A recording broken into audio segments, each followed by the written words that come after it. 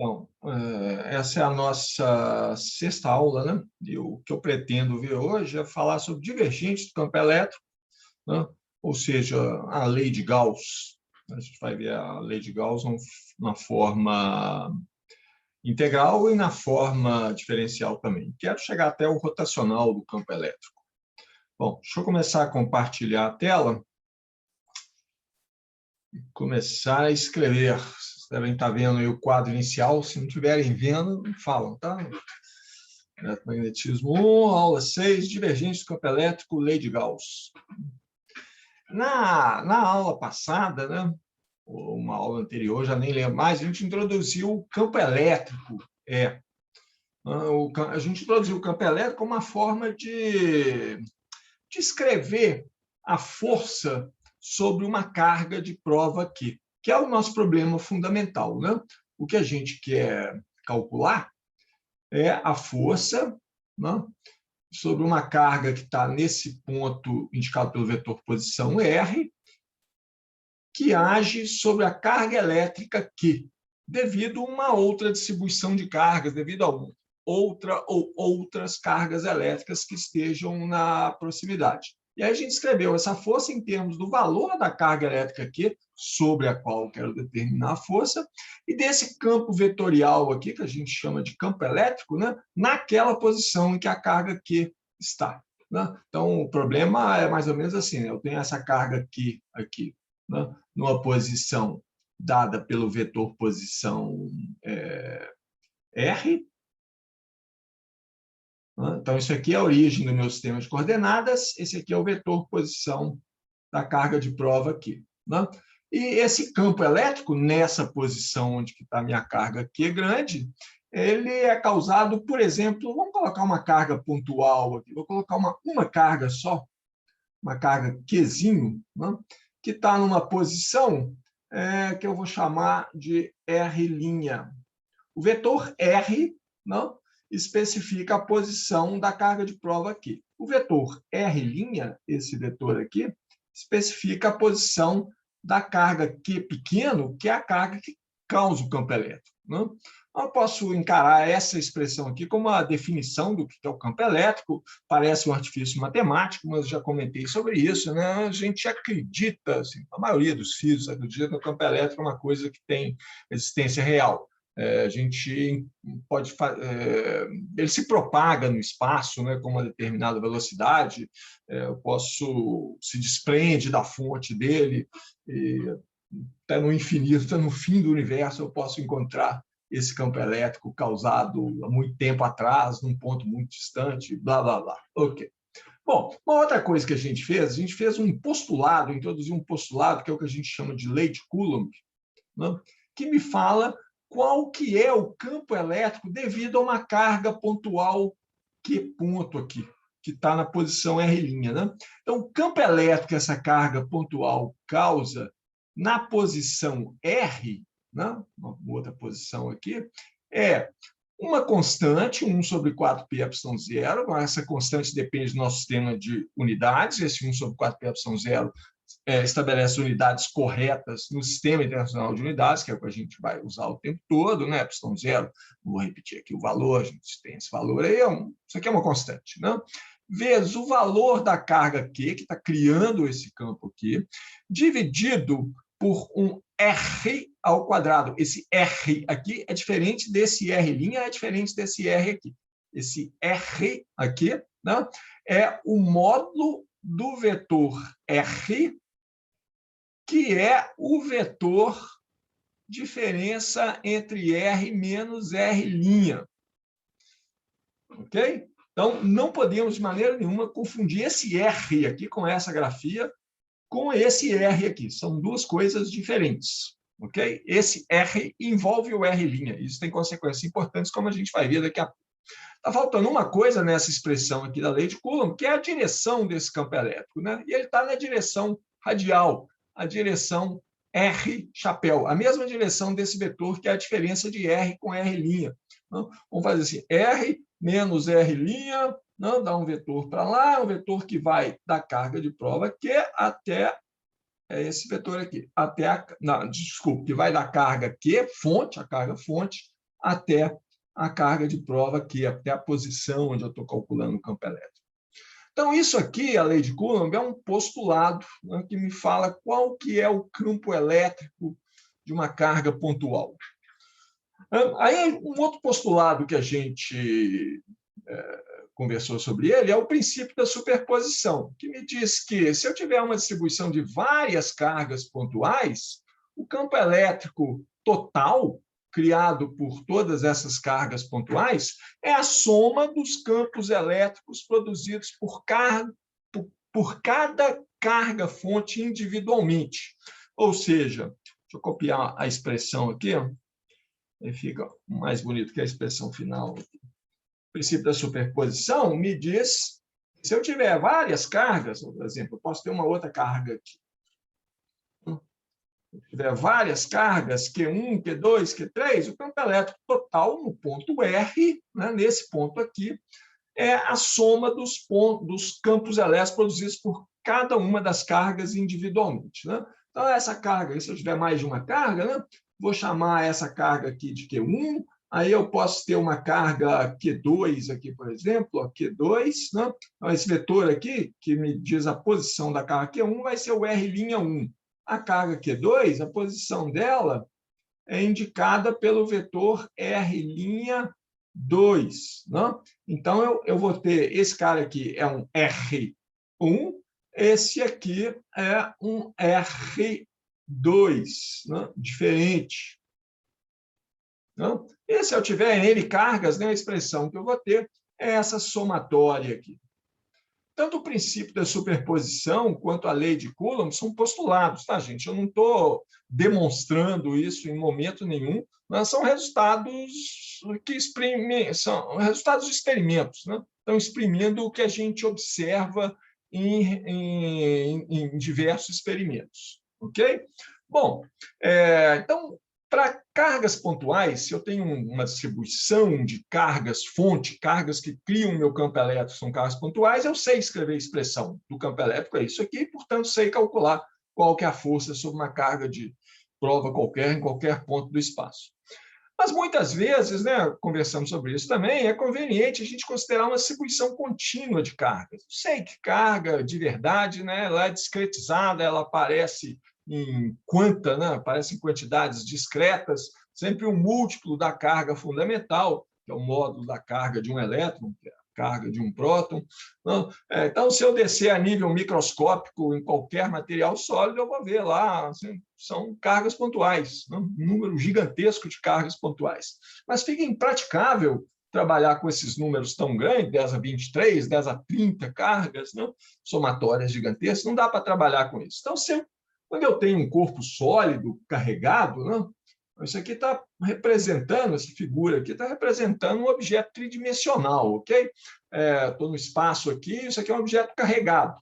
Eu posso definir para esse objeto, falar assim, a quantidade de carga por unidade de volume que eu tenho em cada ponto dele, é ρ de R'. Né? Ρ de R' é a quantidade de carga que eu tenho por unidade de volume em cada ponto do espaço. No ponto R', eu tenho uma determinada carga por unidade de volume, que é esse ρ de R'. É a densidade volumétrica de carga.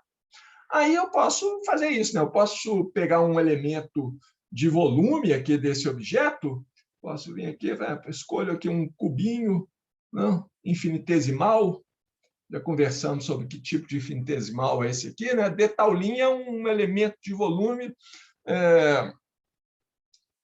infinitesimal aqui, no qual eu vou ter a quantidade de carga dQ, uma quantidade de carga infinitesimal, na posição R', que é ρ de R', carga por unidade de volume, vezes o volume daquele pedacinho onde está a carga.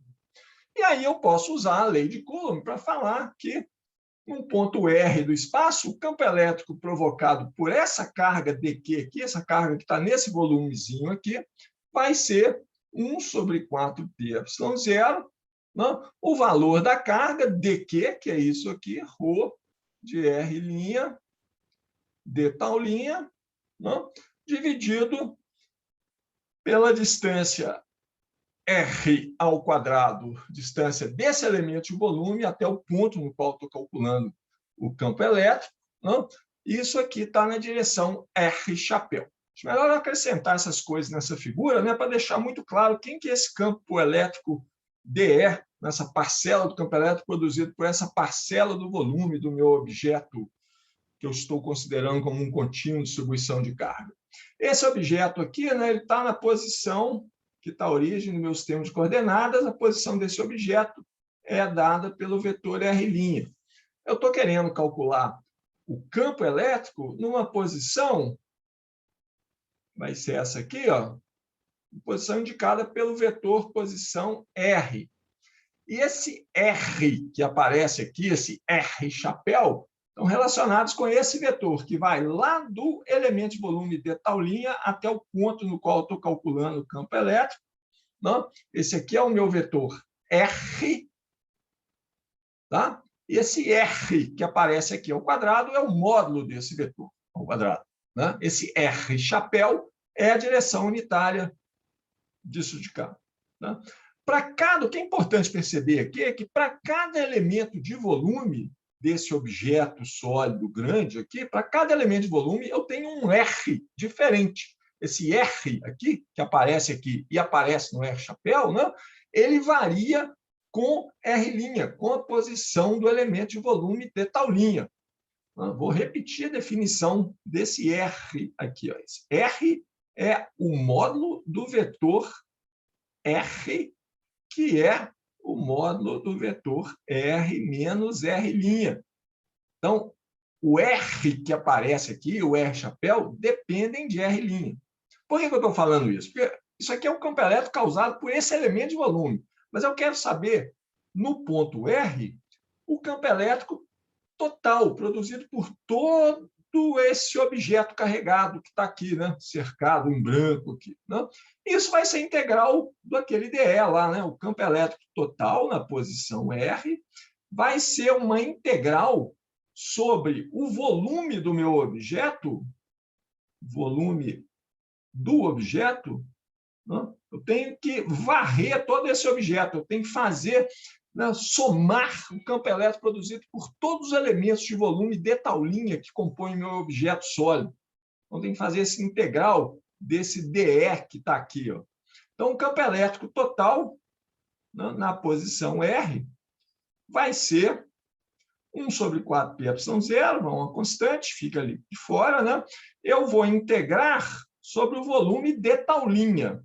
Então, não posso tirar o ρ de R' da integral, eu vou integrar sobre o R'. Né? R' vai varrer, esse R' aqui, ó, vai varrer todos os pontos desse objeto sólido.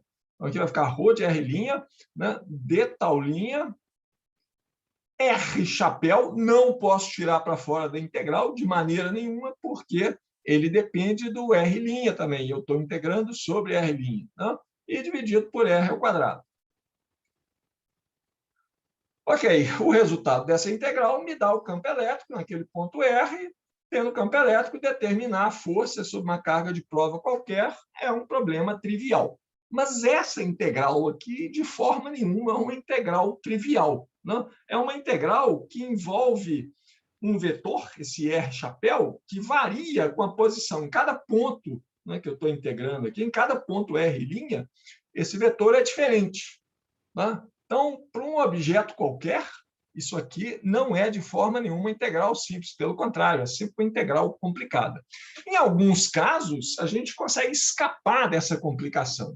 Então, até aqui, mais ou menos, a gente chegou na aula passada, aí eu queria fazer, né, eu propus para vocês fazerem aí, não sei se vocês fizeram, o problema 2.5. Né? Acho que eu vou fazer ele aqui agora, em linhas gerais. Qualquer dúvida, tá? Eu não vou ficar detalhando demais, mas qualquer dúvida, vocês me param e perguntem, porque é importante entender tudo isso aqui. Esse problema é o seguinte, é um problema simples. Eu tenho um objeto sólido, mas eu tenho um fio de forma circular. Eu tenho um objeto assim, ó, é um fio, não? Enrolado num círculo de raio R. R grande, então o centro do círculo está mais ou menos aqui. o raio desse círculo é R grande. Eu quero calcular qual... esse fio está carregado. Esse fio está carregado com uma densidade de carga por unidade de comprimento uniforme, lambda. Lambda é a quantidade de carga por unidade de comprimento que eu tenho no fio. Ok? Eu quero calcular o campo elétrico a uma distância Z acima do centro do fio. Então, deixa eu desenhar o eixo Z aqui. Ele está aqui desenhado, só que ele está desenhado em preto. Deixa eu pintar ele de branco. Eu posso pintar ele de branco aqui, assim. Isso aqui vai ser o meu eixo Z. Vou arrastar toda essa figura para baixo.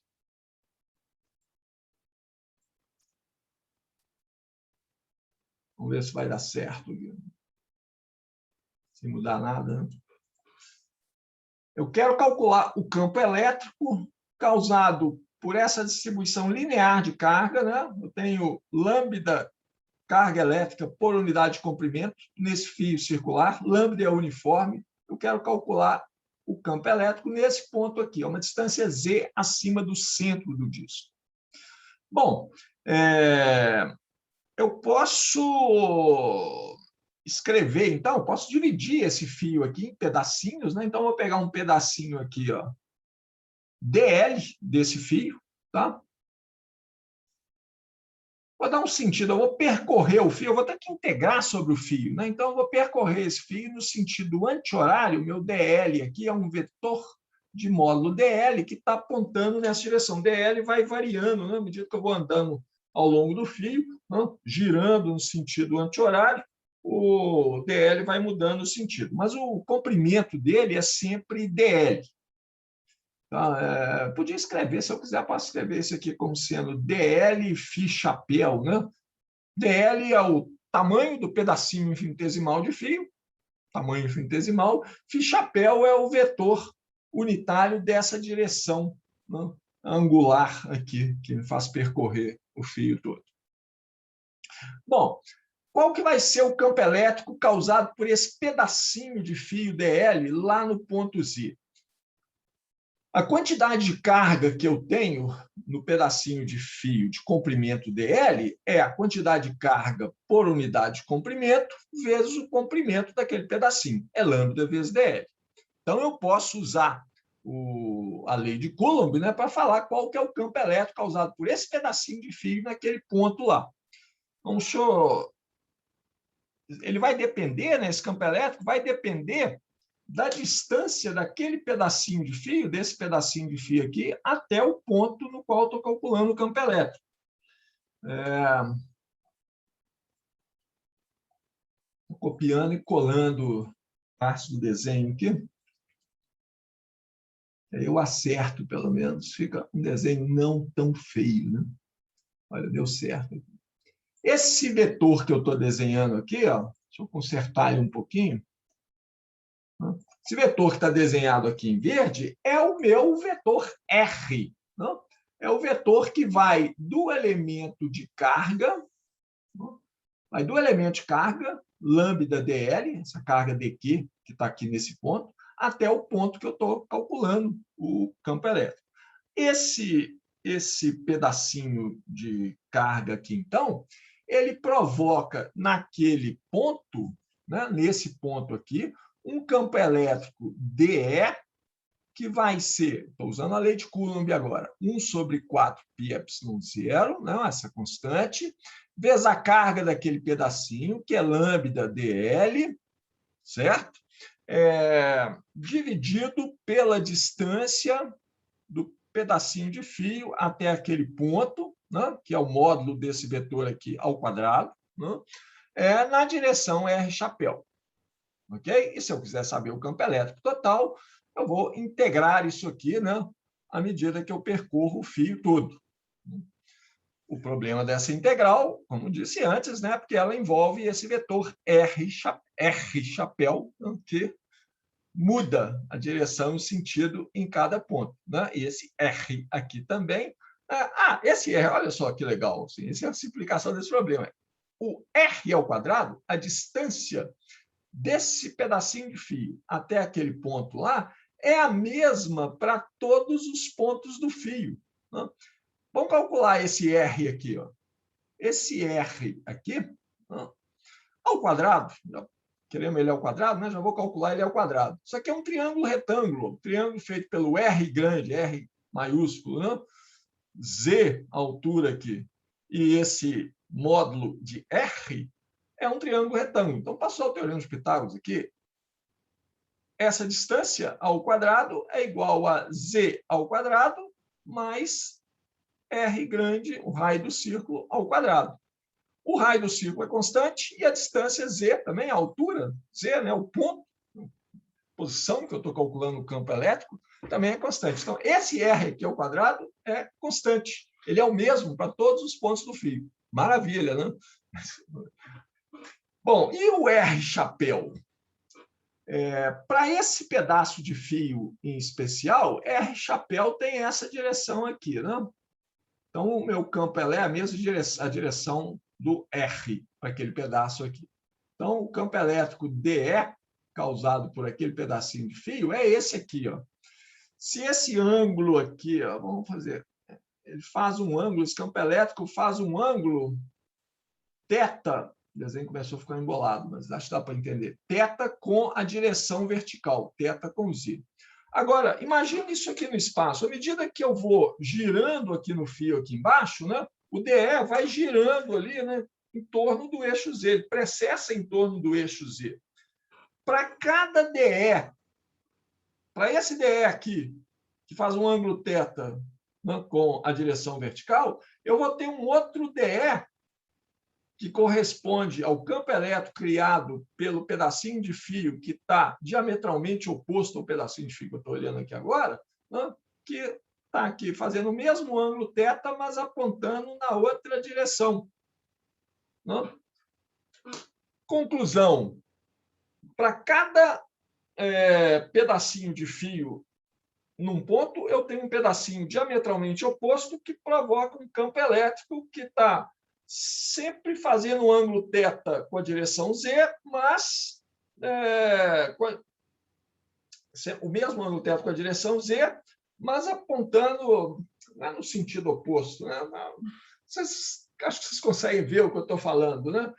O que eu quero falar, assim, as componentes horizontais desses dois campos, a componente horizontal desse campo aqui e desse campo aqui vão se cancelar. Uma está apontando para a esquerda, a outra está apontando para a direita. E as componentes verticais vão somar. Né? As componentes, deixar isso por isso, componentes verticais dos vários DEs, dos infinitos DEs de DE, se anulam quando eu conto todos os campos elétricos produzidos por todos os segmentos infinitesimais que compõem o meu fio. As componentes horizontais se anulam, né? As verticais somam. As componentes horizontais se anulam, eu fico só com a componente vertical. Então, eu não preciso integrar sobre as componentes horizontais do fio. Vai dar zero mesmo. Basta eu somar, integrar sobre a componente vertical. A componente vertical, componente apontada ao longo da direção Z,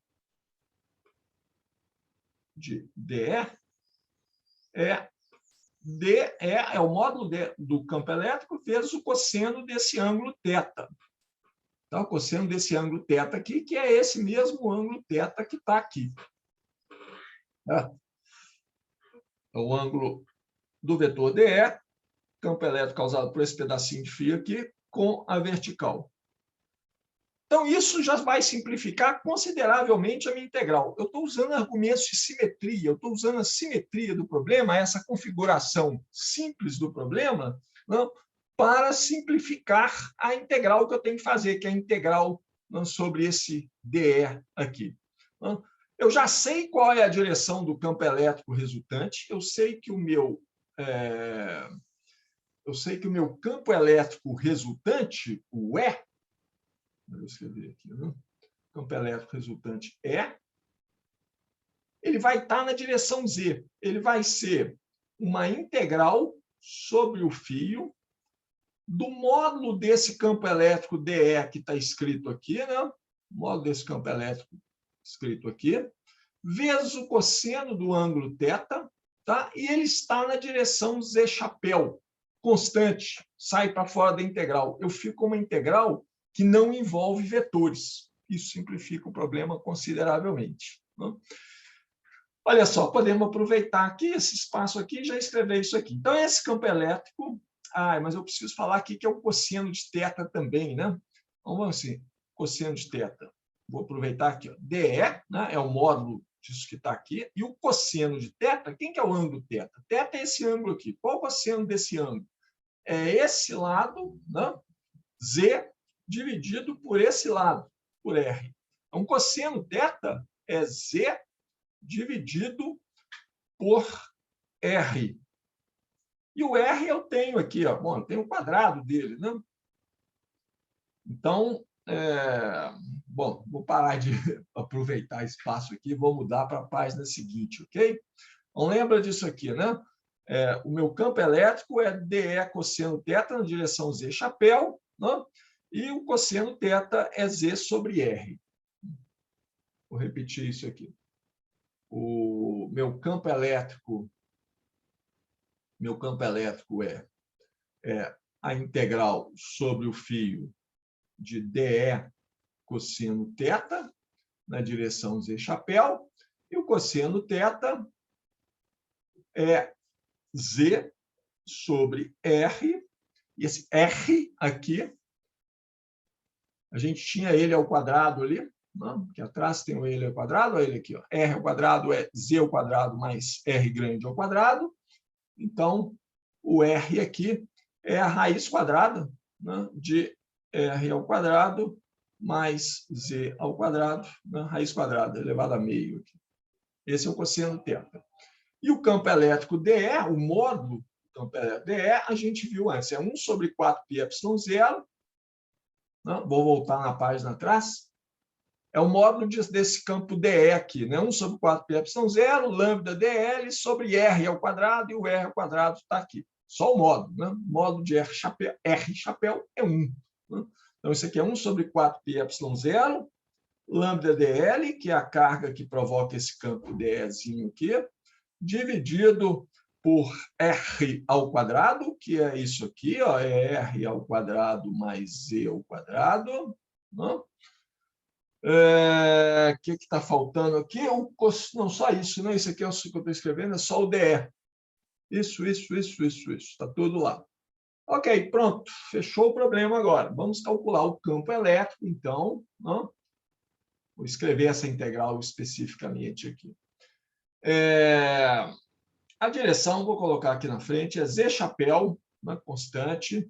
Aí vem uma constante, que é 1 sobre 4πε0, posso tirar para fora da integral, vou fazer essa integral sobre o fio. Ó. Mas 1 sobre 4πε0 é uma constante, lambda também é uma constante, R grande é uma constante, não? É o raio do círculo, Z, a altura, não?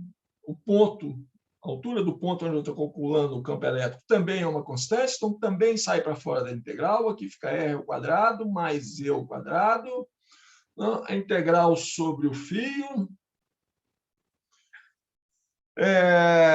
Já coloquei todo o DE, está aqui, né? Faltou só o DL aqui, né? DL. E cosseno θ, que é isso aqui, né? Z, que podia estar lá do lado de fora da integral também, né? É uma constante, R2 mais Z ao quadrado elevado a meio. Já podia ter tirado isso para fora da integral, vou tirar agora. Isso aqui vai ficar Z chapéu 1 sobre 4πε0, lambda Z, tirei esse Z para fora, né?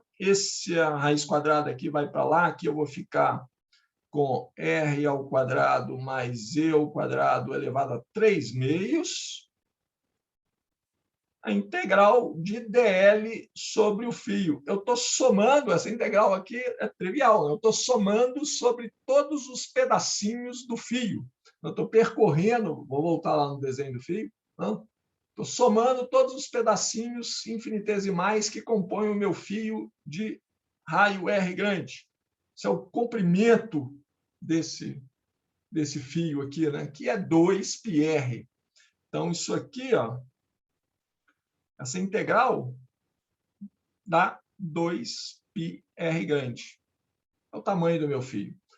Final da história, o campo elétrico, então, naquele ponto Z ali, acima do eixo do fio, é Z chapéu sobre 4πε0, lambda Z, né, dividido por R ao quadrado mais Z ao quadrado elevado a 3/2, vezes 2πr grande. Posso simplificar isso aqui um pouco mais, né? Cortar esse π com aquele π ali, né? 2 aqui embaixo para 2 só, mas vou deixar desse jeito, tá? Essa é a resposta final. Olha, esse problema foi consideravelmente simplificado porque ele é um problema que tem uma simetria alta.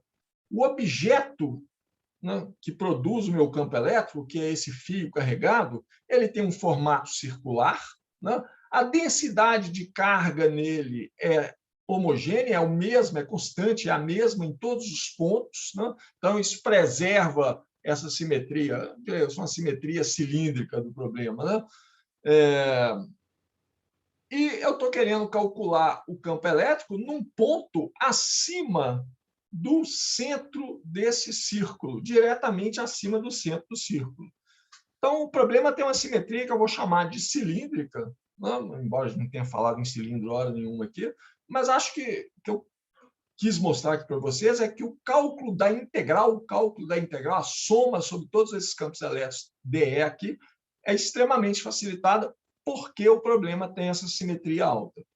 Tenta imaginar como é que você faria esse problema se eu tivesse, se essa densidade de carga lambda aqui não fosse uniforme. Se ela tivesse um valor nesse ponto, aí o valor fosse crescendo com o ângulo φ aqui, né? Ela começa em 0, φ igual a 0, e aí ela vai crescendo. Quando φ igual a 2π menos 1 infinitésimo, ela tem um valor lambda 0. Ela cresce, né, à medida que você anda no fio, ou ela varia de alguma forma, sei lá, qualquer. A coisa fica complicada, porque esses campos elétricos não são todos iguais. Essas componentes horizontais do campo elétrico não vão se cancelar. Eu vou ter que fazer a integral, né, sobre o vetor R. Ou, se eu quiser complicar de uma outra forma, em vez de pedir para vocês o campo elétrico em cima do centro do círculo, eu peço o campo elétrico um ponto um pouco aqui do lado. Tá? Pode ser em cima da beirada do círculo, aqui, um campo elétrico nesse ponto aqui. Ó, aqui. Tá? Pronto. Né? De novo, as componentes horizontais não vão se cancelar, eu vou ter que integrar sobre um vetor que varia, né, à medida dentro da integral. Então, é muito fácil complicar um problema em eletromagnetismo, mas a complicação é matemática. Montar a equação, eu sei. É isso aqui. Né? Se eu tiver aqui um lambda que varia com R', então aqui vai ter uma função lambda de R'. Aqui vai ser um DL', né? Devia se chamar desse DL de DL', mas tudo bem. Montar a equação, eu sei. Resolver a integral que resulta é uma outra história. Né? E é muito fácil complicar isso aí. Né? Essa simetria que esse problema tem permitiu que a gente escapasse dessa integral vetorial. Né? A gente enxergou que as componentes horizontais se cancelam, né? Então só preciso calcular a componente vertical, a minha integral vetorial virou uma integral simples. Não simplesmente somei. Acho que o valor da integral deu o comprimento do fio. Muito bem. Ok. Se não tiver nenhuma dúvida nesse problema, eu quero voltar agora no campo elétrico de uma carga pontual, na lei de Coulomb, para a gente enxergar uma maneira de representar vetorialmente campos elétricos, e a partir daí eu quero argumentar a favor da lei de Gauss. Tá?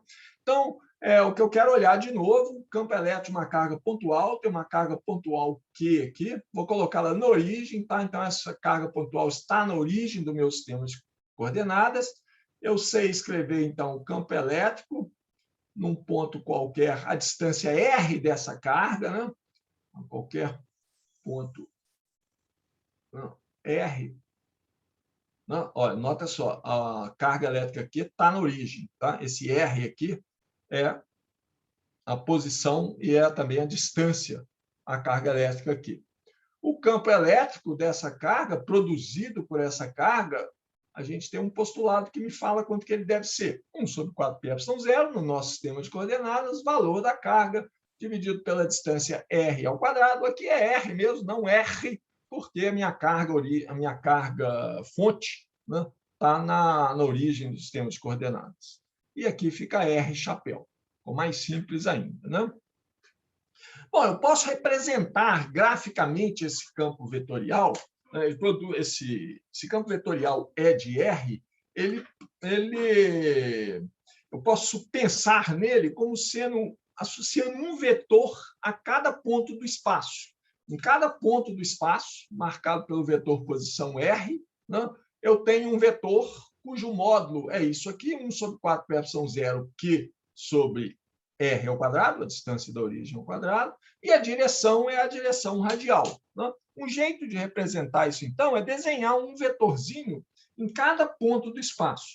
É claro que isso é uma tarefa complicada, porque eu tenho infinitos pontos no espaço, eu não vou desenhar infinitos vetores, eu vou ver só quadro preto, né? Está desenhado aqui, olha esse quadro aqui, tá? Eu preenchi o espaço inteiro. Mas então eu desenho em alguns pontos, né? Eu posso obter uma figura igual, vou copiar essa figura aqui do livro, figura 2.12 do livro, que é essa aqui, ó. Aumentá-la um tiquinho. Ó, lá no centro, na origem, está a minha carga aqui. Ela está aqui nesse ponto aqui. Agora eu preciso de uma caneta preta, né, que eu vou desenhar em cima de branco. Então, esse ponto preto aqui é a minha carga aqui. Né? Em cada ponto do espaço, eu estou desenhando o campo elétrico naquele ponto, o vetor, né, associado a esse campo vetorial em cada ponto. Então, próximo da carga, ele tem um comprimento grande, porque o R é pequeno, então o valor disso aqui é grande, então tem essa seta grande aqui. Aí eu afasto um pouco da carga, eu desenho uma seta menor. Né? Nesse ponto aqui, o módulo do campo elétrico é bem menor do que esse aqui, cai com o quadrado da distância, então desenho uma seta menor. Aqui uma seta menor ainda, porque eu estou me afastando da carga. Essas setas todas estão apontadas na direção radial. Né? Estou me afastando da carga aqui. Isso é uma forma de representar, né, o campo vetorial produzido por uma carga pontual Q, né? Esse campo vetorial dado pela lei de Coulomb. Fica chato ficar desenhando essas setas aqui, tomando cuidado com o tamanho de cada uma, né? Esses tamanhos têm que diminuir com o quadrado da distância origem. Um jeito mais simples de fazer isso é a gente não se preocupar muito com esse tamanho dessas setas. Em vez de desenhar uma seta em cada ponto do espaço, eu vou desenhar setas que me mostram a posição, que mostram a direção e o sentido do campo elétrico em cada ponto, não? Mas eu não vou desenhar um tanto de setas não com tamanhos diferentes. Eu vou desenhar isso aqui, ó, outra figura. Essa aqui que é a figura 2.12 do livro. Essa é uma outra figura do livro. Engraçado, tá? Não, estiquei ela errado, vou esticar ela certo assim. Aquela figura anterior, que é a 2.12, né? Essa aqui, não sei se é a 2.13 ou tanto faz. Bom. Ah, não, é a figura 2.12b. Aquela lá era a figura 2.12a. Entendi agora. Tá aqui, ó. Deixa eu completar isso aqui. Então, já que é uma figura do livro, essa aqui é a B, tá vendo? Não, essa aqui é a figura 2.12b do livro. Se vocês quiserem ver ela no livro, é essa de cá. Vamos olhar a figura anterior? Não, é praticamente a mesma figura anterior. Minha carga aqui está lá no centro, não, ela aqui está ali no centro. Né? Só que agora, ao invés de desenhar uma seta diferente em cada ponto do espaço, simplesmente desenhei essas setas aqui. Essas setas mostram a direção e o sentido do campo elétrico em cada ponto do espaço. Tudo bem. Como é que eu represento o fato de que o campo elétrico cai com um quadrado da distância? Isso está implícito nesse desenho aqui. Se a gente considerar que a densidade de linhas, ou seja, o número de linhas que eu tenho por unidade de área perpendicular à direção dessas linhas, é proporcional à intensidade do campo. Tá? Então, eu vou considerar, ao olhar para esse desenho, que a quantidade de linhas que eu tenho por unidade de área, densidade vai apagar tudo, densidade de linhas, quantidade de linhas que eu tenho por unidade de área é proporcional ao módulo do campo elétrico, não, naquele ponto. Ou seja, estou querendo dizer o seguinte, né? Se eu pegar uma área aqui perpendicular à direção dessas linhas, não, aí eu conto quantas linhas atravessam essa unidade de área aqui, não?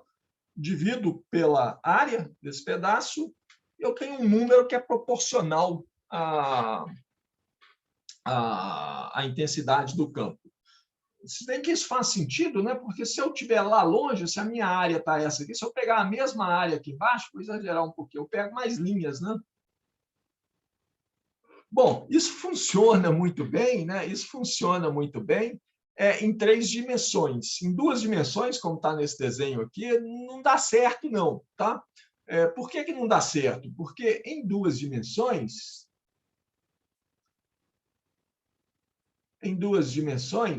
como está nesse desenho aqui, literalmente, né? Se eu tiver na distância R, em 2 dimensões, na distância R,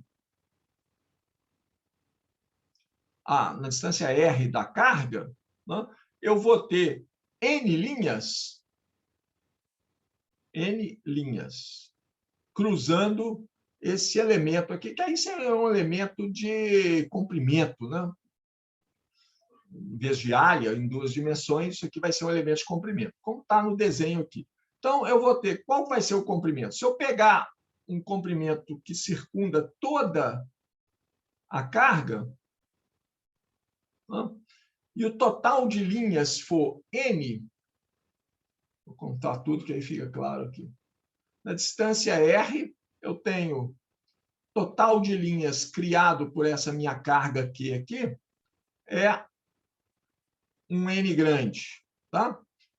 Se eu pegar um círculo de raio R que cerca toda essa carga, o comprimento total é 2πr. Então, a densidade de linhas em 2 dimensões, número total de linhas é N dividido pelo comprimento que todas essas linhas cruzam, é 2πr. Né? Isso aqui é proporcional, então, a 1 sobre R. Não é isso que a gente quer, né? O campo elétrico tem que cair, a lei de Coulomb diz para a gente que o campo elétrico cai com um quadrado da distância. Né? Mas em 3D dá certo. Em 3D, que é o que interessa para a gente, né? No espaço tridimensional, aí vocês vão ter que imaginar essa figura aqui girada, né? Em torno desse eixo aqui, por exemplo. Então, tenho linhas apontando para todas as direções. Esse rabisco pontilhado vermelho que eu desenhei aqui representa uma casca esférica de raio R, né? Que tem a carga aqui lá no centro. Então, eu tenho um total de linhas emitidas entre aspas, né? Total de linhas que representam um campo elétrico dessa carga aqui é um N grande, e a superfície dessa casca esférica que essas linhas cruzam é proporcional a E2, né? A densidade de linhas em 3 dimensões vai ser, eu tenho N linhas, N grandes linhas, cruzando uma superfície que tem área de 4πr2. área de uma casca esférica. Isso aqui é proporcional a 1 sobre r ao quadrado. Ok? Que é o que a gente quer, né? É o que a lei de Coulomb diz para a gente, que é a forma como o campo elétrico cai com a distância. Então, essa forma que está aqui desenhada para representar campo elétrico, né? Que é o que a gente chama de linhas de campo, isso serve para representar qualquer campo vetorial, tá? Qualquer campo vetorial que caia com a distância com r ao quadrado, com a distância ao quadrado. Né? Campo elétrico é esse exemplo. Campo gravitacional é um outro exemplo. Né? Essa forma de representar campo gravitacional funciona também para campo gravitacional. Eu vou considerar, então, eu vou desenhar linhas, né? Cuja direção e sentido em cada ponto me dizem qual que é a direção e sentido do campo elétrico em cada ponto, e o tanto de linhas que eu tenho por unidade de área em cada ponto do espaço, né, é proporcional à intensidade do campo naquele ponto. Então, se eu quero saber a intensidade do campo elétrico, né, a uma distância r da origem, né, eu conto quantas linhas de campo, né, por unidade de área eu tenho aqui. Eu vejo, eu tenho N grande dividido por 4πr2, que é a superfície dessa esfera toda. Então, o campo elétrico, nesse ponto, é proporcional a 1 sobre r ao quadrado, é proporcional ao inverso do quadrado da distância à minha carga. Esse conceito de linhas de campo, então, ele é útil para a gente enxergar o campo elétrico, é útil para você visualizar esse campo elétrico. Vou dar alguns exemplos de campo elétrico, vou copiar mais figuras do livro aqui. Ó.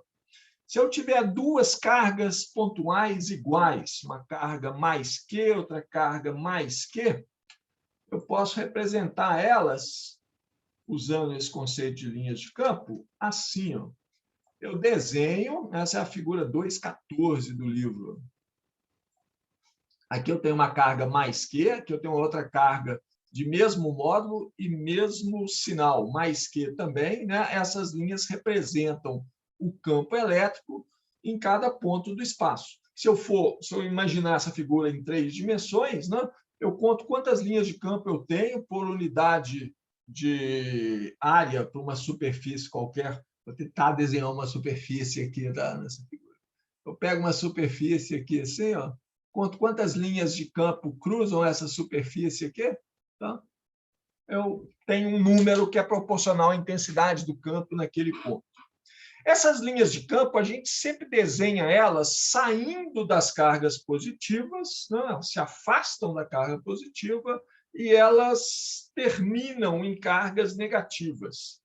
Então, se eu quiser desenhar uma outra figura do livro aqui, vou desenhar as linhas de campo, né? As linhas que representam o campo elétrico, de um sistema de duas cargas de mesmo módulo e sinais contrárias. É o que a gente chama de um dipolo elétrico. É isso aqui. Eu tenho uma carga mais Q, que está aqui nessa posição, uma outra carga menos Q, que está aqui nessa outra posição. Essas linhas aqui, com as respectivas setas, né, representam a direção e o sentido do campo elétrico, né, em cada ponto do espaço associado a esse sistema de duas cargas, e o tanto de linhas que eu tenho por unidade. Aqui nessa figura em 2 dimensões, né, seria por unidade de comprimento, mas imagina essa figura em 3 dimensões, que aí eu tenho o resultado correto. Né? A densidade de linhas me diz como varia a intensidade do campo elétrico. Então, olha aqui eu tenho mais linhas, né, por unidade de área do que eu tenho aqui, por exemplo. Então, eu posso falar, o campo elétrico aqui é maior em módulo, né? É maior em módulo aqui nessa região do que nessa região aqui. Ó.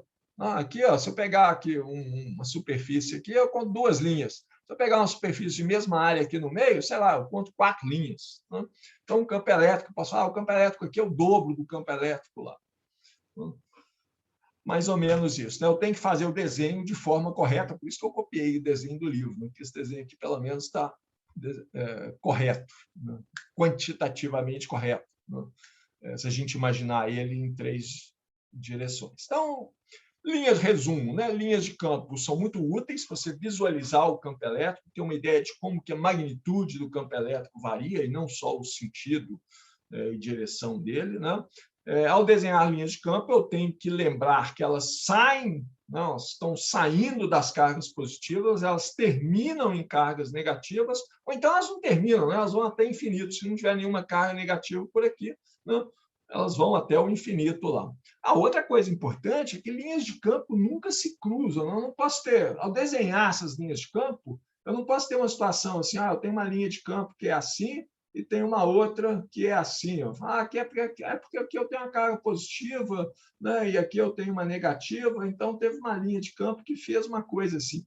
Não posso ter isso, né? Isso me diz que, nesse ponto de cá, o campo elétrico é assim ou é assim? Eu não posso ter dois valores, duas direções, dois sentidos para o campo elétrico no mesmo ponto do espaço.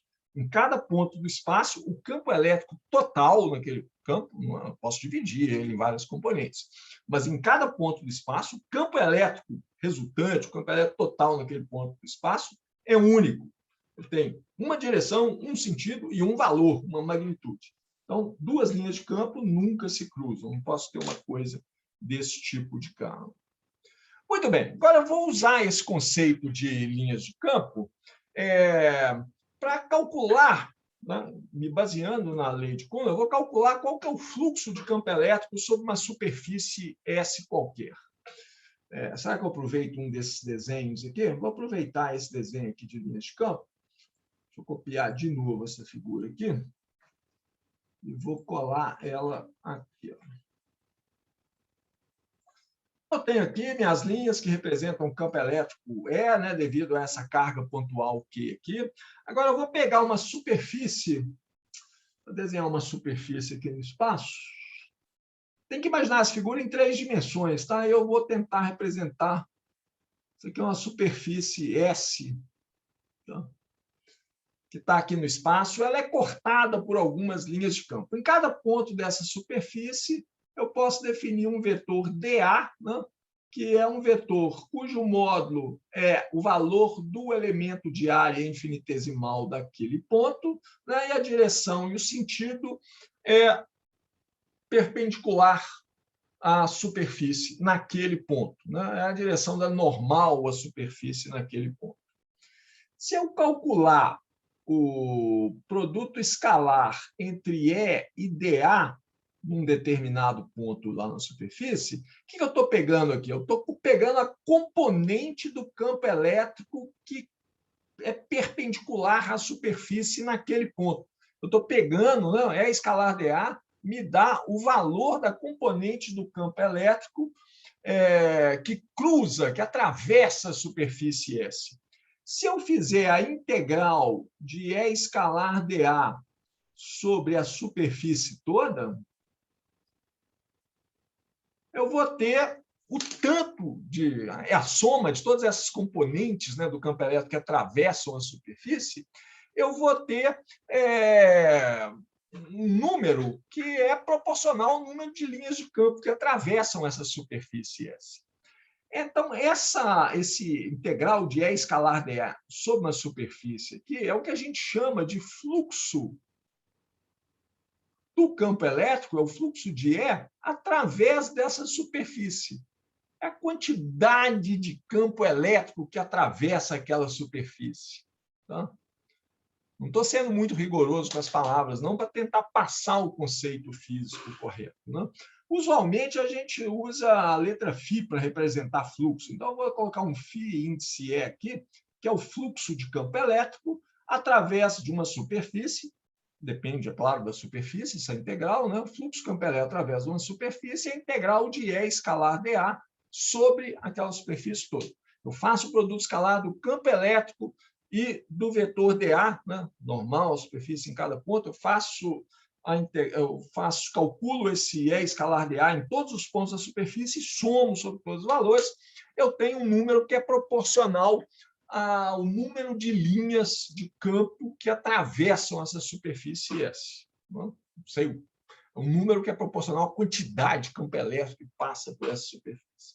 Ora, esse fluxo de E deve ser proporcional, isso aqui deve ser proporcional a quantidade de carga que está presente aqui, né? Proporcional à carga. Se eu pegar uma superfície fechada, então, se eu fizer integral, agora eu vou fazer integral sobre uma superfície fechada, né? Integral superfície, com essa bolinha aqui, é uma integral sobre uma superfície fechada.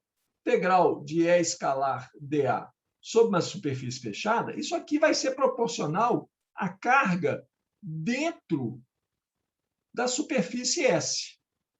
Por quê? Porque esse número aqui, integral de E escalar dA, é proporcional ao número de linhas de campo que atravessa a superfície S. Mas eu estou pegando uma superfície S que envolve totalmente uma certa quantidade de carga. Então, eu estou pegando todas as linhas de campo que saem dessa carga aqui, ou que chegam nessa carga aqui. Tá?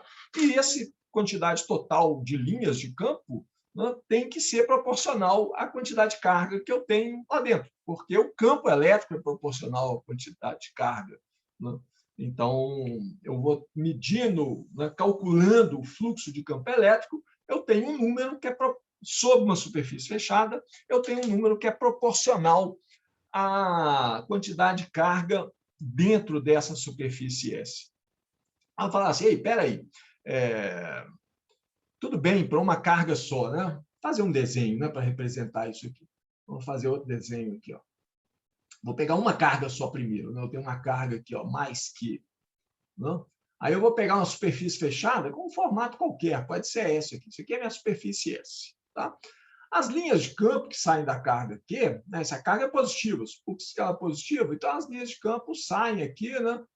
Todas elas, todas as linhas de campo que saem da carga aqui, né, vão cruzar a superfície S. A superfície S envolve completamente essa carga aqui. Então, esse número total de linhas de campo, né, que cruza a superfície S é proporcional ao campo elétrico criado pela carga Q. Então, a integral de E escalar dA sobre essa superfície S aqui tem que ser, né, integral de E escalar dA sobre essa superfície fechada que envolve a carga Q, tem que ser proporcional à carga Q. Aí a gente pode pensar assim, e se eu tiver duas cargas, uma positiva e negativa, vai ter linha de campo entrando e saindo, né?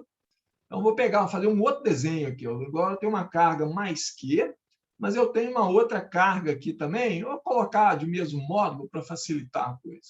Vou pegar uma superfície que envolve essas duas cargas. A carga mais Q provoca linhas de campo, né? Isso é aquele dipolo que a gente viu antes, né? A carga mais Q provoca linhas de campo. Vou desenhar esse mais aqui. Vou transformar isso aqui numa bolinha. A carga mais Q, que está aqui, essa aqui é a carga menos Q. Né? A carga mais Q provoca as linhas de campos que saem para cá, né? Tem outras que saem para lá. Tem umas que saem daqui, voltam e terminam na carga menos Q. Né? Tem umas que não atravessam a superfície, né? Como vocês lembram daquele desenho do dipolo? Eu avisei que meu desenho ia ficar muito pior do que aquele do livro. Tem umas que saem para cá. Não é bem assim, não, né? Ela dá a volta. Essa aqui. Vamos pagar essa de cá que ficou errada. Ela vai fazer assim e vai entrar de novo. Né? Devia ter copiado aquele desenho do dipolo e colocado aqui. Mas agora vai ficar assim mesmo. Tem umas cargas, tem umas linhas que vêm assim, né? Olha só, tem linhas que saem da carga mais Q e vão para longe, vão para o infinito. Tem outras que saem e entram aqui. Né? Essas que vão para o infinito, essa de estar aqui, ela voltou lá atrás. Vamos desenhar ela toda. Né? Ela dá a volta aqui, volta aqui. Né? Essa de cá volta aqui também. Tá? Toda linha de campo que sai da superfície S, que sai dessa superfície S aqui, a carga que criou ela volta na carga menos Q. Tá? Essa que saiu aqui, ó, tem uma que sai aqui em linha reta, aqui, você fala, essa aqui vai... Não, não é essa não. Para desenhar ela em verde, né? Essa que saiu aqui em linha reta, você fala, vai lá, está infinito. Não, mas ela voltou aqui, olha ela aqui, tá vendo? É essa de cá. Ó. Essa que saiu daqui, ela vai acabar voltando lá. O número de linhas de campo que sai da superfície S nesse desenho aqui é igual ao número de linhas de campo que entra na superfície. Tá? Então, o total de E escalar ds aqui, ó, é integral de E escalar dA sobre essa superfície S que está aqui, a superfície fechada aqui, é proporcional à quantidade de carga que tem lá dentro, que é zero, está zero. Toda linha de campo que sai, ela entra de novo. Há um terceiro e último exemplo aqui. Se eu tiver uma carga mais Q, por exemplo, né? Mais Q está aqui, a carga está aqui, ó, e eu vou pegar uma superfície S que não envolve a carga, ela está aqui. As linhas de campo criadas por essa carga mais Q aqui, ó, elas entram na superfície e saem dela. Tem umas que não vão entrar, né? Tem uma que vai para cá, tem uma que vem para cá. Essas aqui, essas linhas de campo não vão entrar na superfície S, mas qualquer linha de campo que entrar num ponto da superfície S fechada vai sair em outro ponto. Não tem carga nenhuma aqui dentro. De novo, a integral de E escalar dA dá zero. Tanto aqui quanto ali, a integral de E escalar dA dá zero. A carga total contida dentro da superfície é zero, a carga total contida dentro da superfície, mais Q menos Q, também é zero. O fluxo de campo elétrico através da superfície fechada S é proporcional à quantidade de carga que tem lá dentro, que dá zero. Para uma carga só, eu posso calcular isso matemática. Eu só mostrei aqui para vocês, né, em linhas gerais, parece razoável, espero que pareça razoável para vocês. Eu posso, mas para uma carga pontual só, eu posso calcular isso aqui. Vou calcular para uma carga pontual. Vamos pegar mais um desenho aqui. Ó. Vamos pegar uma carga Q aqui. Cálculo da mesma coisa, se ela for positiva ou negativa, tá? Mas a gente pode supor, por simplicidade, que essa carga aqui é positiva. Eu vou pegar essa carga aqui, vou desenhar uma superfície S, que é uma casca esférica. Vocês têm que imaginar esse desenho aqui no espaço, tá? Então, essa carga aqui que está num ponto do espaço, que é a minha origem do sistema de coordenadas, eu circundei ela por uma casca esférica de raio R. S aqui é uma casca esférica de raio R. Vou desenhar o raio aqui. Engraçado, isso não ficou muito centrado, mas não importa. Esse aqui é o raio R dela. Bom, eu sei calcular o fluxo de campo elétrico se eu usar a lei de Gauss. Né? O fluxo de campo elétrico através dessa superfície S, a nossa definição do que é fluxo de campo elétrico, não? É uma superfície fechada, então a integral sobre essa superfície S de E escalar dA, mas o campo elétrico de uma carga pontual, eu sei escrever. A lei de Coulomb me diz quanto que é esse campo elétrico. Então, isso aqui vai ser integral sobre a superfície S do campo elétrico, é 1 sobre 4πε0, que sobre R ao quadrado, né? Eu quero o campo elétrico nesses pontos aqui da superfície, né? O vetor dA aqui está nesse ponto, né? E o campo elétrico está aqui também apontando radialmente. O campo elétrico nesse ponto aqui. Vamos desenhar de outra cor aqui. Vamos ver se esse amarelo vai dar certo. O campo elétrico está aqui nesse ponto, também apontando na direção radial. Esse aqui é o campo elétrico, é naquele ponto ali onde o vetor dA está em verde. Verde amarelo. 1 sobre 4πε0, Q sobre R2, não completei o campo elétrico aqui não, né? Ele está na direção radial, R chapéu. Eu tenho que fazer isso aqui, produto escalar com o dA. Eu vou usar coordenadas esféricas. Por que é conveniente usar coordenadas esféricas? Aqui esse problema tem simetria esférica. Eu peguei uma casca esférica aqui em torno. Né? Então, o vetor dA aqui, em coordenadas esféricas, já falamos dele nessas aulas passadas, né? Ele é R ao quadrado, né?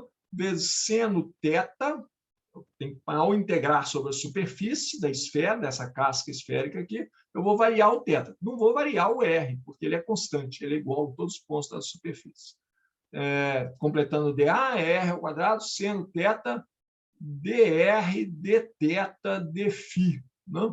Para varrer a superfície da casca esférica toda, eu tenho que variar θ de 0 a π, né? Φ de 0 a 2π, e o R não vai variar, ele é constante igual em todos os pontos da superfície. Ok, e esse aqui é um módulo do vetor dA, ele está na direção radial também, ele é perpendicular à superfície da esfera nesse ponto aqui. Então, eu fiquei com R chapéu, produto escalar com R chapéu, dá 1, né, o vetor unitário da direção radial. Esse R ao quadrado aqui, ó, corta com esse R ao quadrado aqui. Né?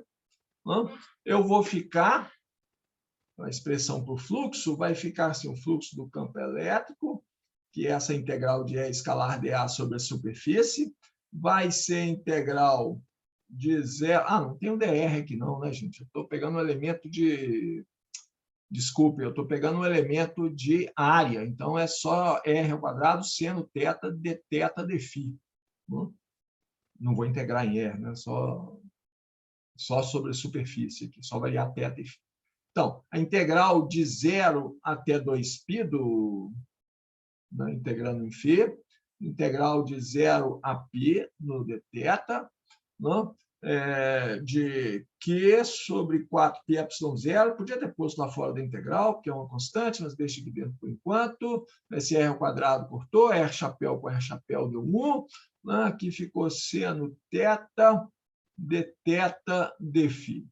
Nada aqui depende de φ, então integral em φ dá 2π. Né? Isso aqui vai ficar Q sobre 4πε0,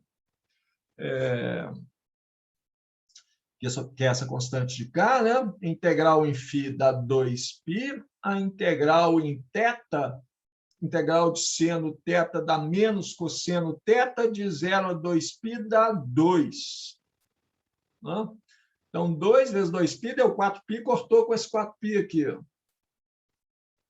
Esse 2 corta com esse 4, e esse π aqui corta com esse π aqui. Resultado, a integral de E escalar dA sobre a superfície dessa casca esférica, uma superfície fechada que envolve a carga Q, o resultado deu Q sobre ε0.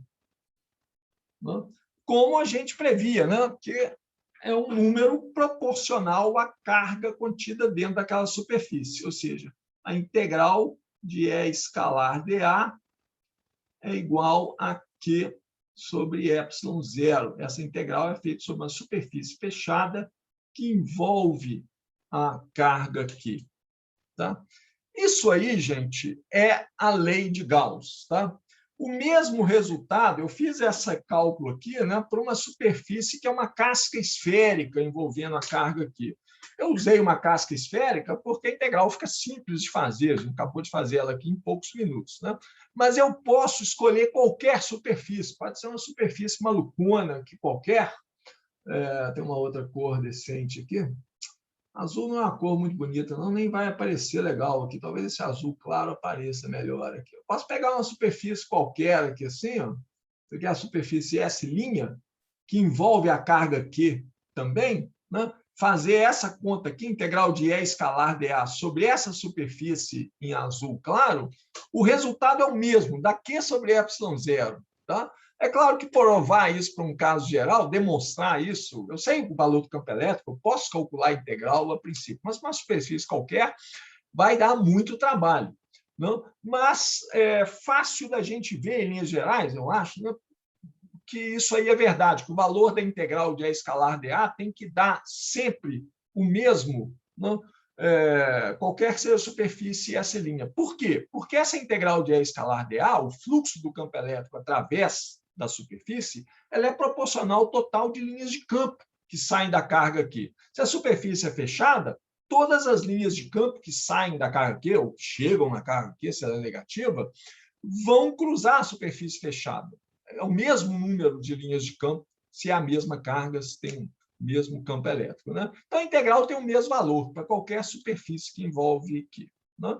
Se eu tiver várias cargas, né, se eu tiver várias cargas pontuais, eu uso o princípio da superposição, vou colocar isso por escrito aqui, né, para muitas cargas, para várias cargas pontuais. Então, agora eu vou ter um sistema, ó, em que eu tenho a carga Q1, eu tenho a carga Q2, não importa o valor e módulo delas. Tá? Eu tenho N cargas aqui. Tá? Aí eu escolho uma superfície S com um formato qualquer, que circunda essas cargas todas. Né?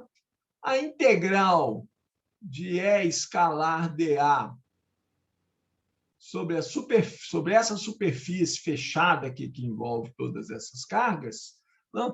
Eu posso calcular ela usando o princípio da superposição. Esse campo elétrico aqui é o campo elétrico total, né? Sobre essa superfície aqui. Calculado, não é escalar dA, é calculado em cada ponto da superfície.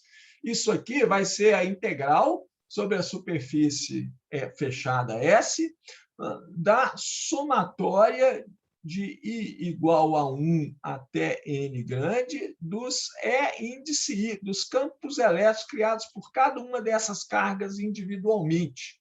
Não? Produto escalar com dA. Posso trocar essa somatória de lugar com a integral. Isso aqui vai ser a somatória, então, de I igual a 1 até N grande, né? Eu tenho N grande cargas, da integral sobre a superfície fechada S de E índice I, campo elétrico causado pela iésima carga, produto escalar dA. A superfície é a mesma, circunda cada uma das cargas. Isso aqui, ó, o valor dessa integral aqui, para cada uma dessas cargas, é o valor daquela carga dividido por ε0. Então, isso aqui vai ser a somatória de I igual a 1 até N, somatória sobre todas as cargas, Q índice I, dividido por ε0, que é 1 sobre ε0, a somatória de todos os QIs. Ou seja, essa somatória aqui dá a carga total. Não? Estou somando sobre todas as cargas. Carga positiva mais carga negativa, subtrai uma da outra, mas isso aqui dá a carga total, seja o valor que for. Ou seja, conclusão. Mesmo para uma distribuição de muitas cargas, o fluxo do campo elétrico sobre uma superfície fechada que envolve todas essas cargas é igual ao valor da carga elétrica total contida dentro daquela superfície, dividido por ε0, proporcional ao valor da carga elétrica total dentro daquela superfície. Se eu tiver aqui objetos sólidos, né, com uma densidade de carga ρ de R', né, em cada ponto, alguns objetos sólidos aqui dentro carregados, não? Mesma coisa, né? Vou ter que fazer uma integral sobre isso aqui, mas isso aqui, o que vai importar é a carga total de cada um desses objetos sólidos aqui. Então, isso aqui é a lei de Gauss, mas eu posso escrever ela numa forma mais geral, né? Considerando uma distribuição de cargas. Vou precisar de mais slides aqui, eu vou aumentar.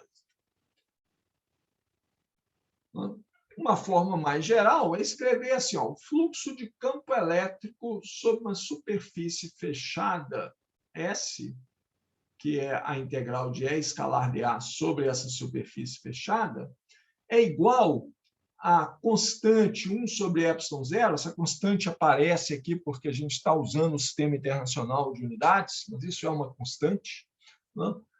Carga total que tem lá dentro dessa superfície fechada. Então, isso aqui é uma integral sobre o volume, né? Definido, circundado, limitado por essa superfície fechada de ρ de R' de tal linha. Né?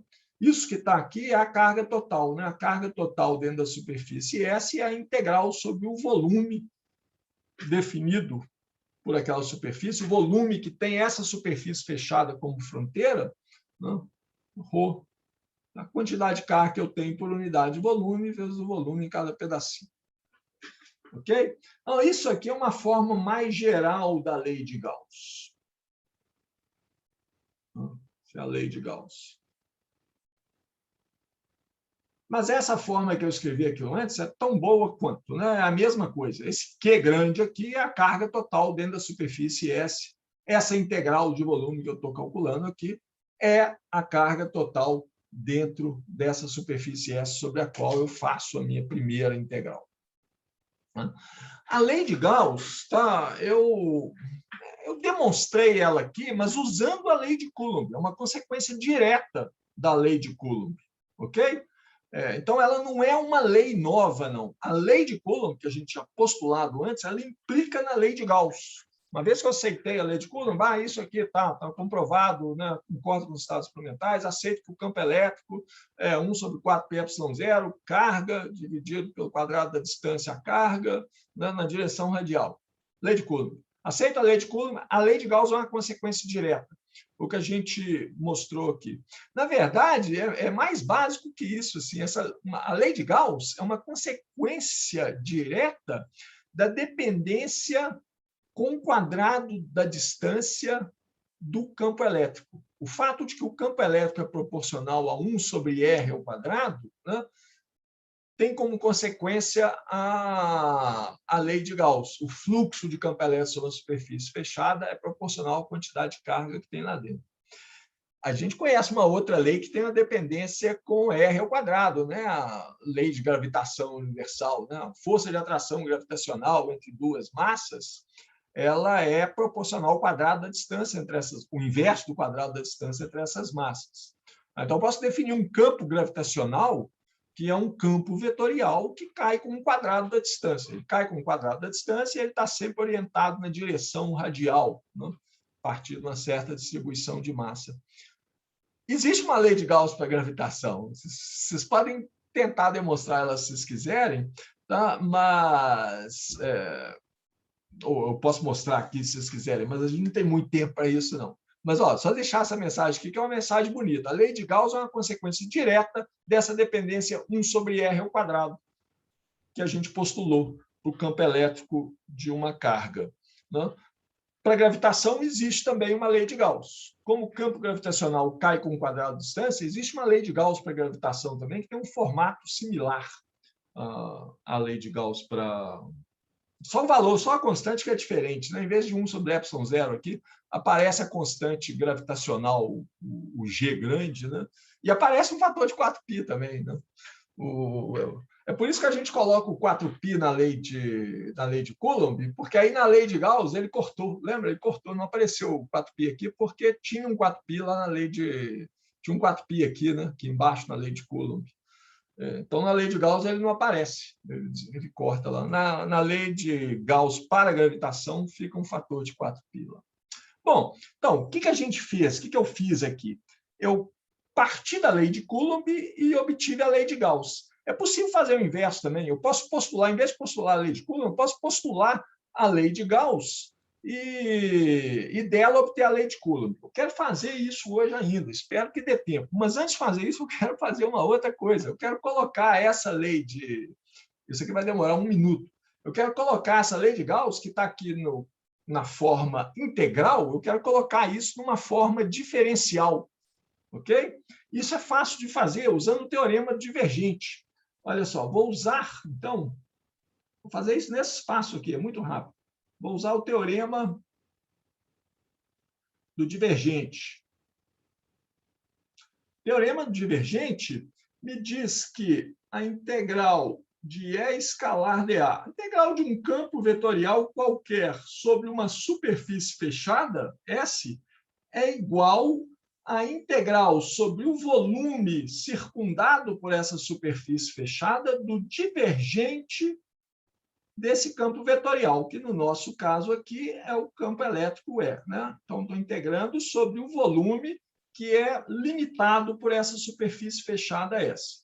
Então, eu posso substituir aqui, né, na lei de Gauss, a integral de E escalar dA por integral sobre o volume circundado por essa superfície S do divergente de E,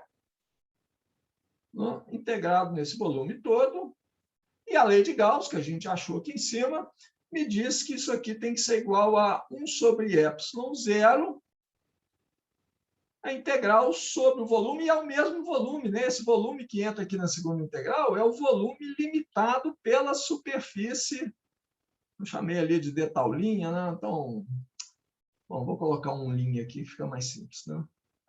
é a variável de integração, né? Esse volume aqui é o mesmo volume daquela integral ali, ó, porque é o volume circundado pela superfície fechada S. Tá? Para deixar isso mais claro ainda, eu vou colocar o ε0 dentro da integral. Integral do volume ρ de R' de tal linha sobre ε0. Né? Essa integral tem que ser igual a essa integral. Qualquer que seja esse volume. Tá? Isso vale para qualquer volume. A única maneira disso acontecer é se os integrandos forem iguais, ou seja, o divergente de E tem que ser igual à densidade de carga dividido por ε0. Essa é a forma diferencial da lei de Gauss. Nenhuma lei nova é consequência direta disso, tá? Dessa forma aqui, né? Só usei o teorema do divergente para escrever essa integral de superfície em termos de uma integral de volume. Não? Então, as duas integrais são iguais, os integrandos têm que ser iguais, o divergente de E tem que ser igual ao ρ sobre ε0. Tá? É a lei de Gauss em forma diferencial. Bom, então agora, para terminar a aula, eu quero mostrar como chegar na lei de...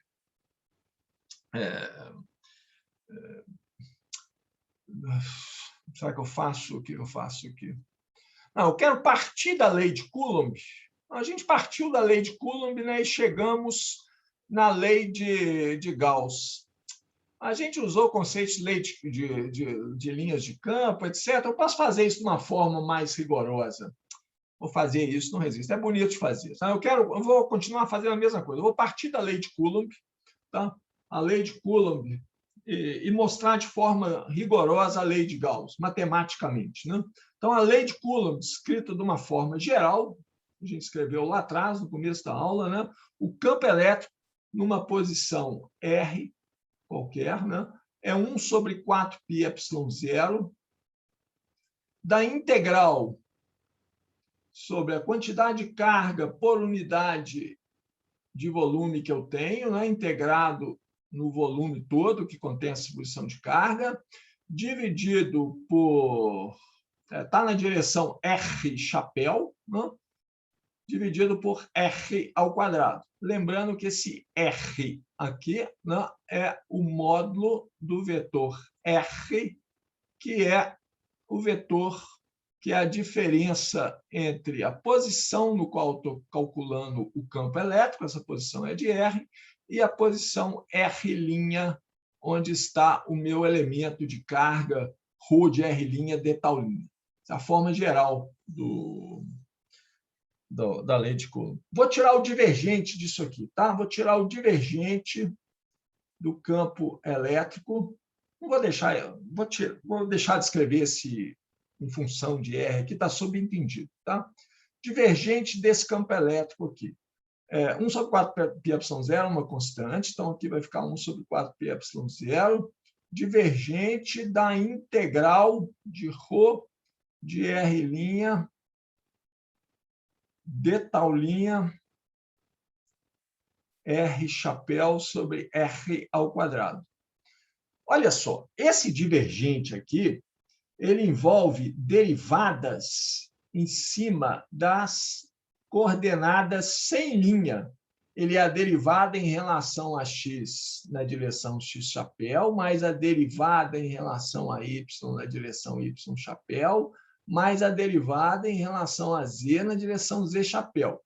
É uma operação, né?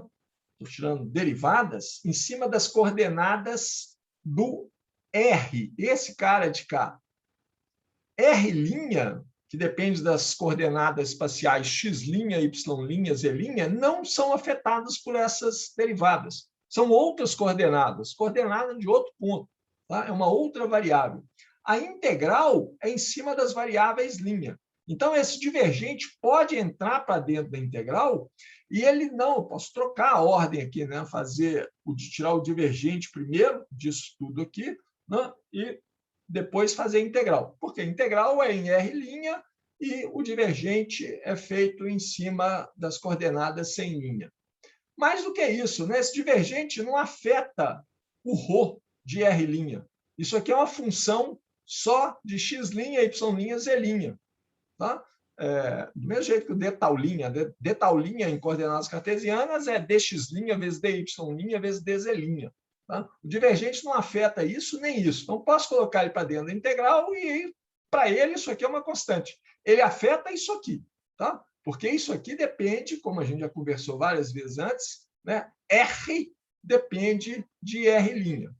Então, o divergente de E, né? Essa equação aqui, ó, 1 sobre 4πε0, já ficou aqui do lado de fora. Aí eu vou colocar o divergente lá para dentro. Eu tenho integral no volume, né, integral em d tal linha, de ρ de R'. O divergente passou batido aqui. Tá? Ok, vou deixar o d tal linha aqui para deixar claro, mas isso aqui está dentro da integral também. É o divergente de R chapéu sobre R ao quadrado. Isso aqui envolve as coordenadas linha, isso aqui também envolve as coordenadas linha. Esse divergente a gente já calculou antes, né? Vocês lembram? Eu falei, esse problema a gente vai usar várias vezes depois. O divergente de R chapéu sobre R ao quadrado,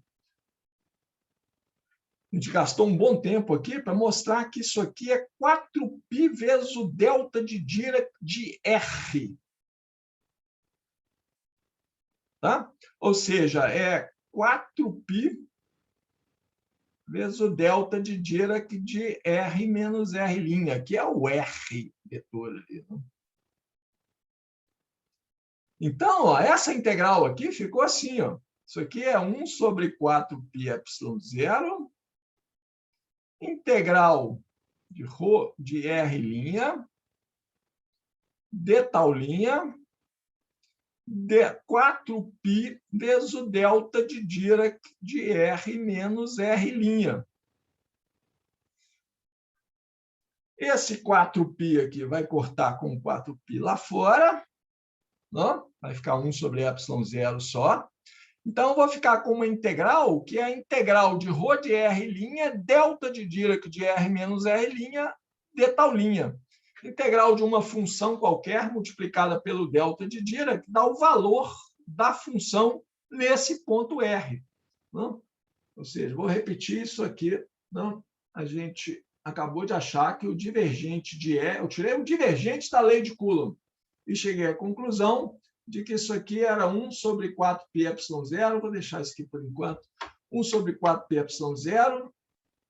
A integral... Vamos colar lá, né? Vamos ter certeza aqui, né? É 1 sobre 4πε0, integral de ρ de R', d tal linha, delta de Dirac.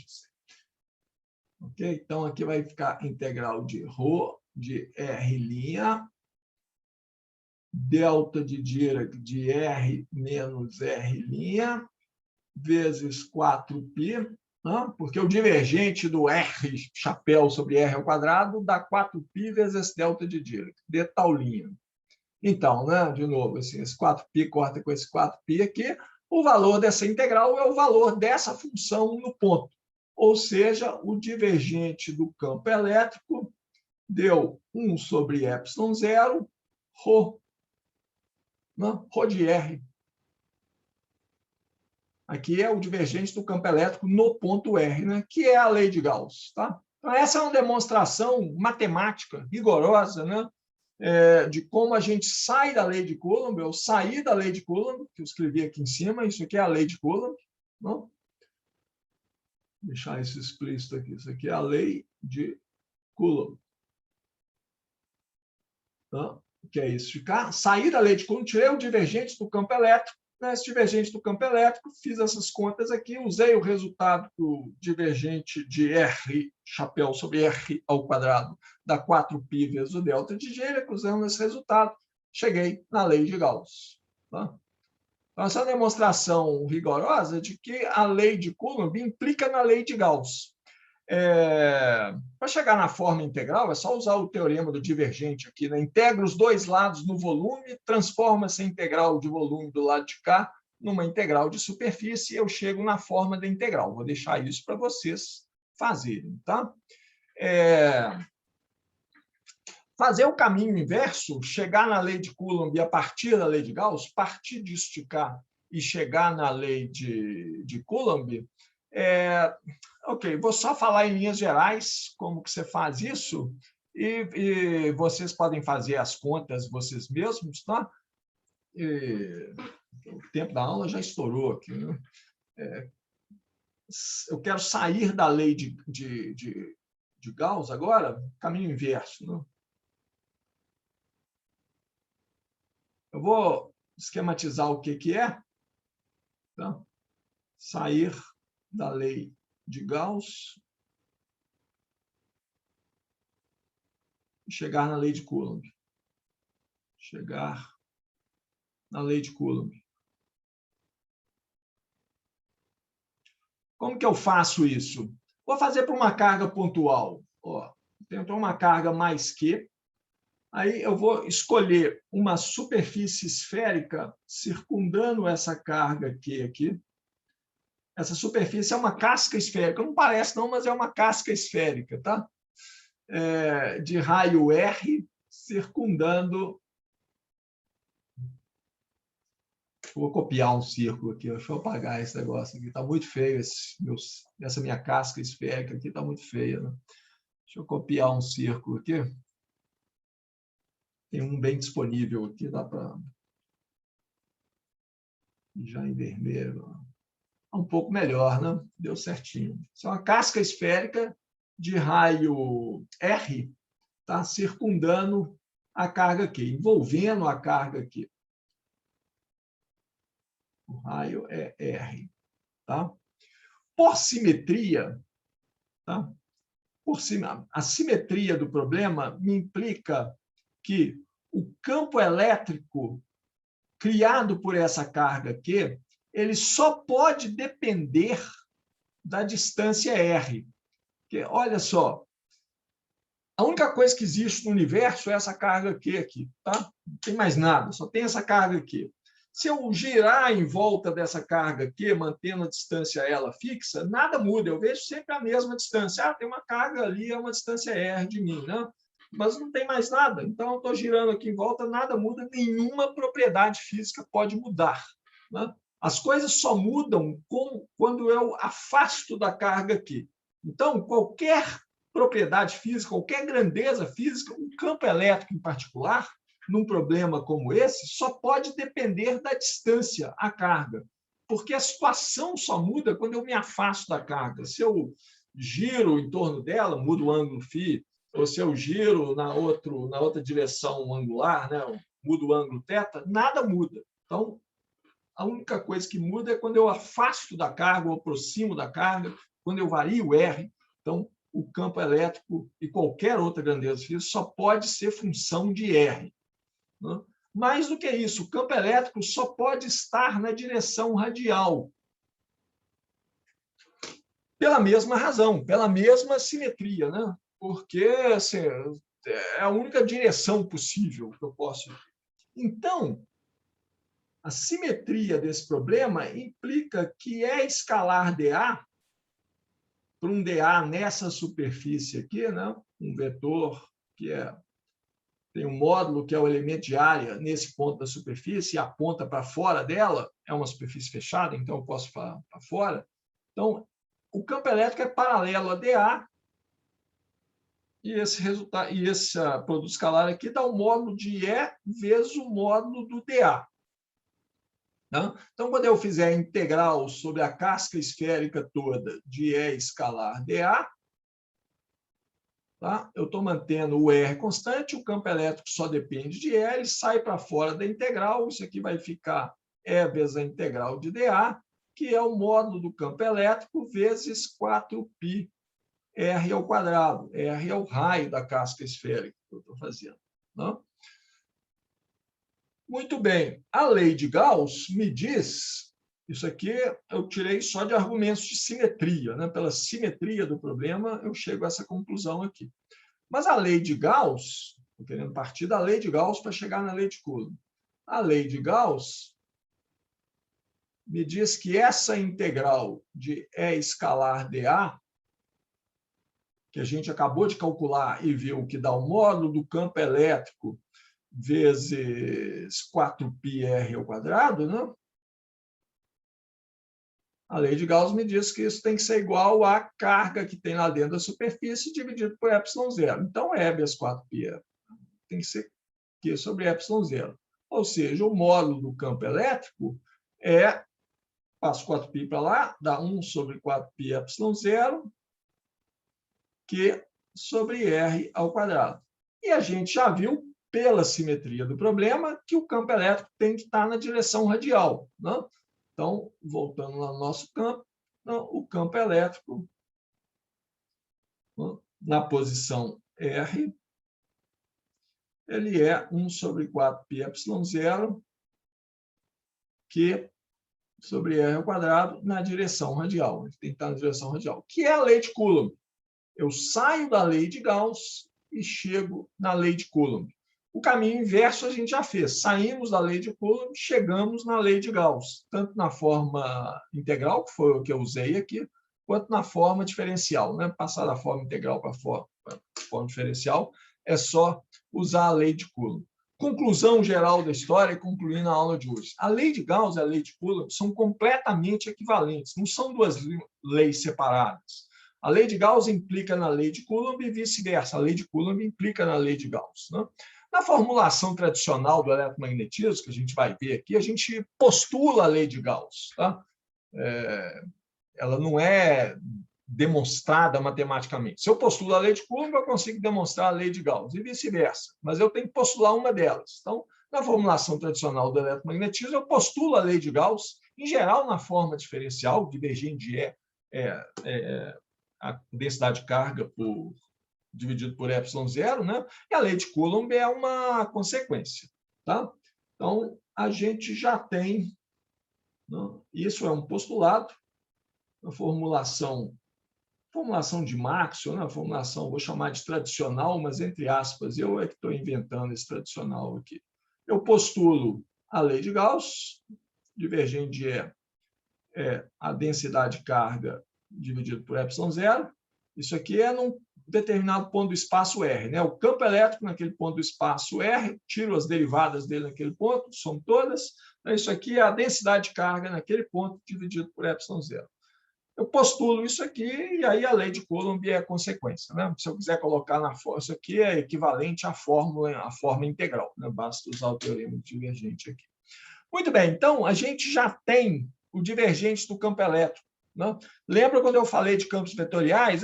Como que eu determino um campo elétrico? Eu preciso dar para vocês o divergente dele, o rotacional dele e as condições de contorno, condições iniciais, né? Se o problema variar com o tempo. Aqui a gente está tratando de problemas que não variam com o tempo. Então, está faltando, para a gente determinar completamente o campo elétrico, está faltando saber qual que é o rotacional dele, né? E quais que são as condições de fronteira desse campo elétrico. Mas isso vai ficar para a aula que vem, tá? Vou parar para cá, porque eu já estourei o meu tempo regulamentar aqui. Tá? Não o tempo oficial de aula, que é 1h40, né? Mas a gente já deu 1h30 aqui. Acho que está bom para uma aula remota, né? Gente, alguma dúvida, alguma pergunta? Não, professor, está tranquilo aqui. Eu tenho uma pergunta, mas não referente às questões, né?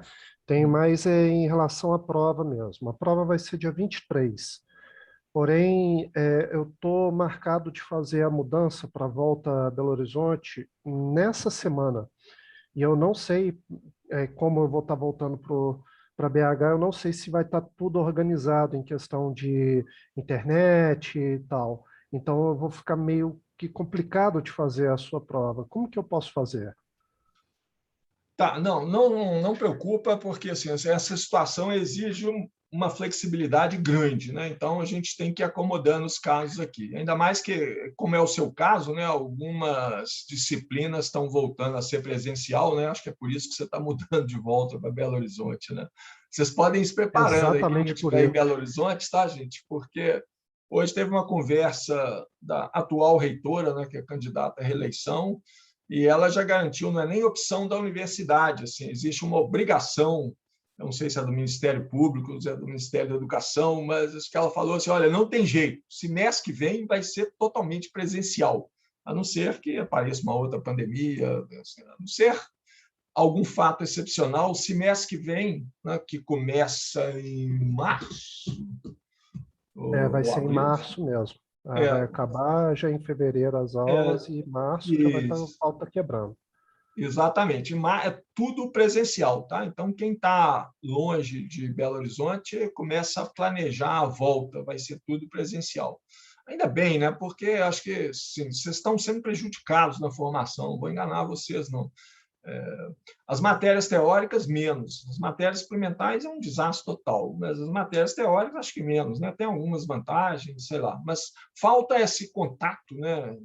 Pessoa a pessoa, que na universidade é muito importante. Bom, Horácio, respondendo a sua pergunta, assim, preocupa não, vamos esperar o problema acontecer e a gente resolve. A prova, minha previsão é assim, que já tem 2 dias para resolver ela, né? Se mesmo assim pegar exatamente os 2 dias que você está sem internet, sem condições de trabalho, não tem nenhuma mesa para sentar e escrever, a gente aumenta o prazo, tá, um pouco, e isso vale para todo mundo, é claro, né? Condições iguais para todos, tá? Então, podemos, assim, havendo essa necessidade, a gente aumenta um pouco o prazo. Mas vamos deixar para conversar mais perto, que aí a situação está mais clara, né? Por enquanto fica como Eu está, mas não agradeço, se professor. preocupem, a gente resolve, tá, no momento que o problema aparecer. Não tem problema nenhum estender o prazo da prova um pouquinho, não, tá? Se for necessário. Não, agradeço demais, professor, agradeço mesmo, porque é complicado. Não, eu sei, eu sei. A gente está numa situação excepcional, assim, espero que saindo dessa situação excepcional, mas esse momento de transição é mais complicado, né? Tanto a transição de entrar no regime remoto quanto sair do regime remoto, as duas são complicadas. Não sei qual das duas é mais complicado. Mas, ok, não se preocupe, a gente resolve na hora que o problema estiver claro. Não, o problema é esse, o problema é nesses dias? Ah, ok. Então, a gente estende um pouco para frente, um pouco para trás, tanto faz. Ok? Qualquer coisa eu posso enviar um e-mail para o senhor, né, sem problemas. Sem problemas, sem problemas. Ok, gente? Então, mais alguma dúvida? Bom, como de costume, né, daqui a pouco eu posto lá no Moodle a cópia do quadro da aula e o vídeo assim que ele for convertido. Então, um abraço para vocês, bom resto de dia, bom resto de semana, até quinta-feira que vem. Obrigado, Você professor. Até também, quinta. professor. Até Obrigado. quinta. Até quinta.